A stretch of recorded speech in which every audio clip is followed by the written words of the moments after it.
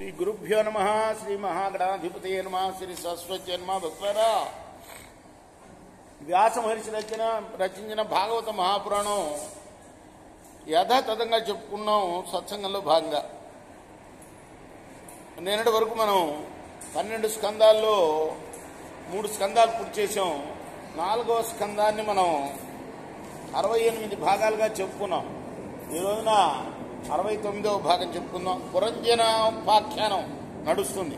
చాలా కష్టతరమైనది, అర్థం చేసుకుంటాం.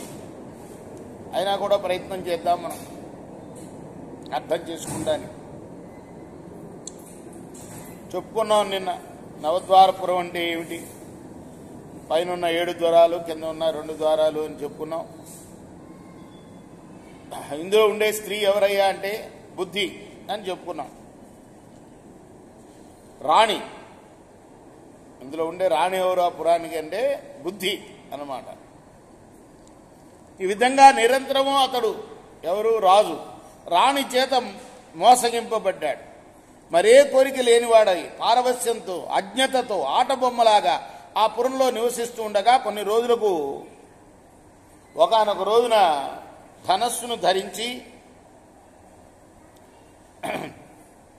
5 గుర్రాలు, 5 బంధనాలు, 2 చక్రాలు, 2 యుగాలు, 1 అక్షం, 2 నొగలు, 3 జెండాలు, 1 పగ్గం, 1 సారథి, 7 పైకప్పులు, బంగారు నగలు, 5 గతి ప్రకారాలు, 1 గూడు, 5 ఆయుధాలు, ఆశువేగం కలిగిన రథాన్ని,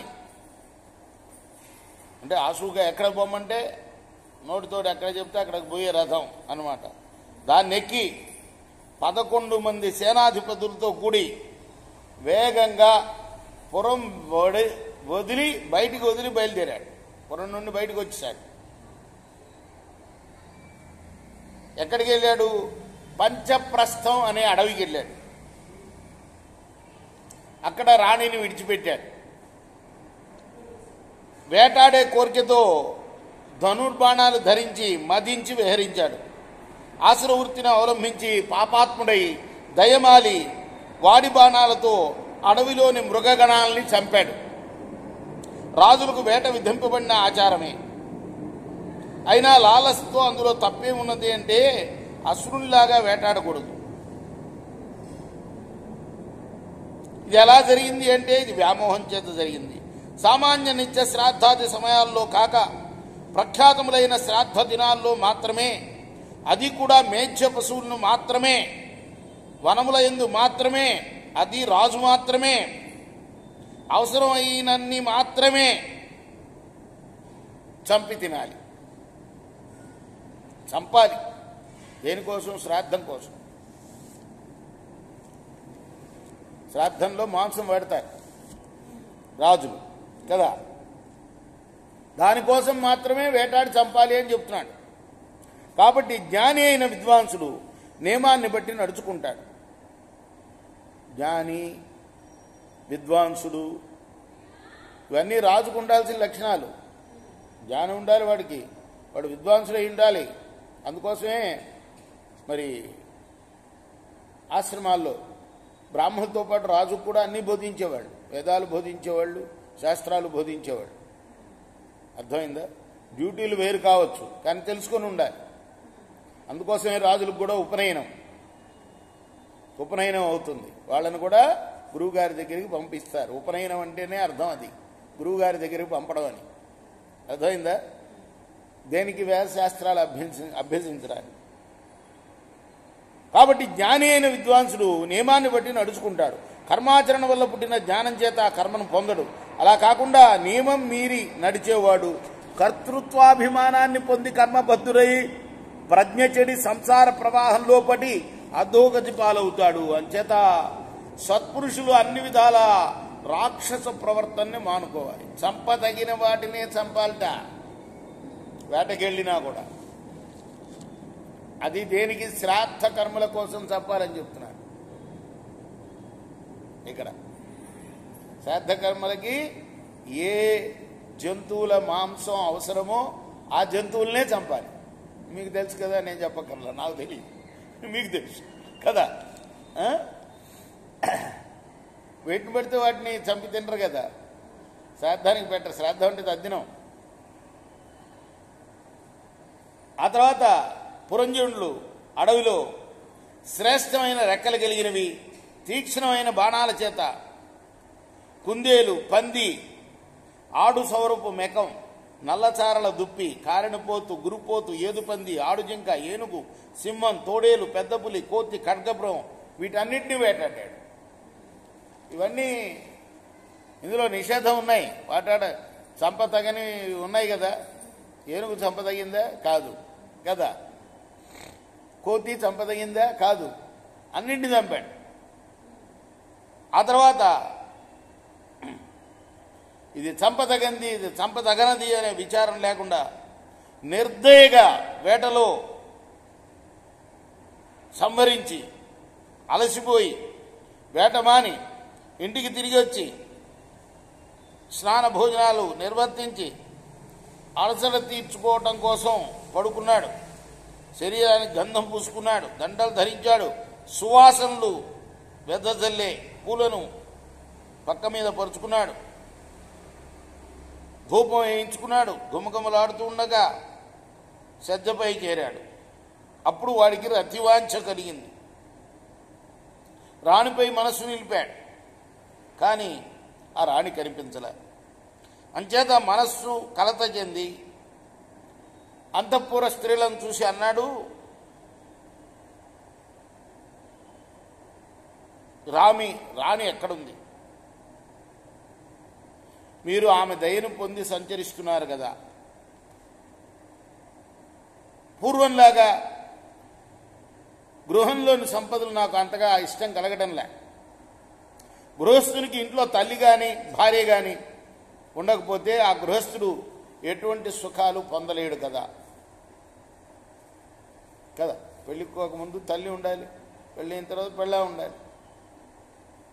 అంతేకాకుండా ప్రేమమూర్తి అయిన తల్లి కానీ, శ్రేష్ఠురాలైన తగిన విధంగా ప్రవర్తించే అనుకూలవతి అయిన భార్య కానీ లేని ఇంట్లో నివసించడం అంటే చక్రాలు లేని రథంలో కూర్చోవటం వంటిదే. మన శాస్త్రాలు ఎలా స్త్రీకి ఎంత ప్రాధాన్యత ఇచ్చినాయో చూడండి కదా.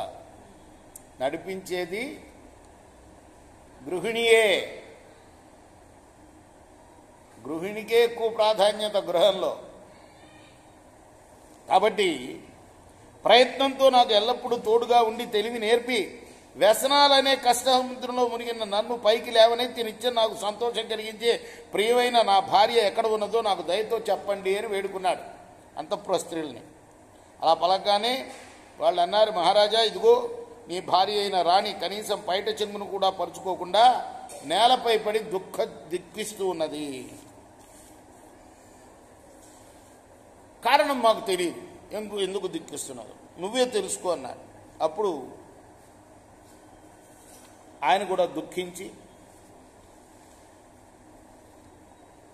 ఆ రాణి చూసే వంకర చూపుల్ని గమనించి ఓదార్చడం కోసం ఆమెను సమీపించి తన ఒడిలో ఆమె పాదాలను పెట్టుకొని ఆ పాదాలని తాకుతూ మృదు మధుర వాక్కులతో ఆమెను లాలనగా ఇలా బుజ్జగించాడు. కృష్ణ భగవానుడు కూడా బుజ్జగించాడుగా కదా. సత్యభావం. రమణి, సేవకులు నేరం చేసినప్పుడు ప్రభువులు తమవారు అని దయతలిచి తెగించిన వారై గట్టిగా శిక్షించరు. అలా కాకుండా కోపంతో శిక్ష విధిస్తే అది సేవకులను అనుగ్రహించడమే, అంతేకాని శిక్షించడం కాదు. కాబట్టి ఓ స్త్రీ ఇష్టుడని భావించక శిక్ష విధించకుండా మృత్యుల మీద కోపం ప్రకటించే దుష్టుణ్ణి బాలుడు అని చెప్పాలి.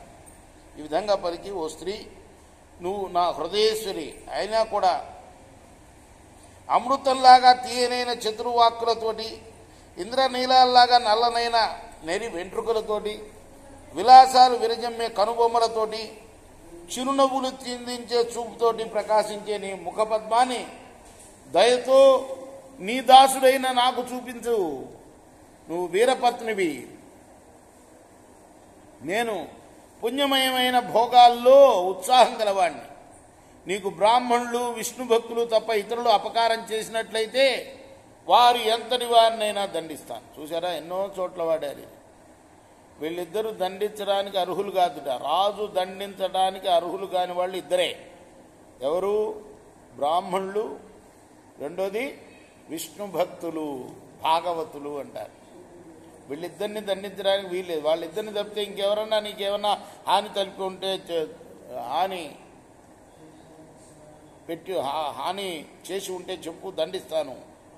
ఈ ముల్లోకాల్లో నేను కోపిస్తే భయపడకుండా సంతోషంగా తిరగగలిగినాడు ఒక్కడు కూడా లేడు సుమా. ఇంత ముందెప్పుడు ఇలా నువ్వు బొట్టు పట్టుకోకుండా ఉండలే. నీ ముఖంలో సంతోషం లేకుండా ఎప్పుడూ లేదు.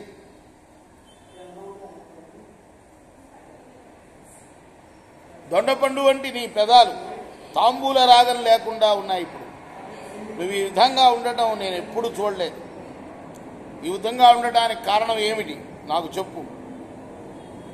వేట తమకంలో నీకు చెప్పకుండా వెళ్ళిపోయాను. ఆ తప్పును క్షమించి నన్ను కాపాడు. కాంతలకు వసుడై మన్మధుడి బాణాలు మనస్సును నాటి తప్పించే వారిని తగిన ఉపచారాలతో చేయవలసిన కర్తవ్యం చేయక ఏ స్త్రీ కూడా ఉపేక్షించదు కదా అని ఈ విధంగా ప్రేమ మైకంతో మాట్లాడిన మాటలను విని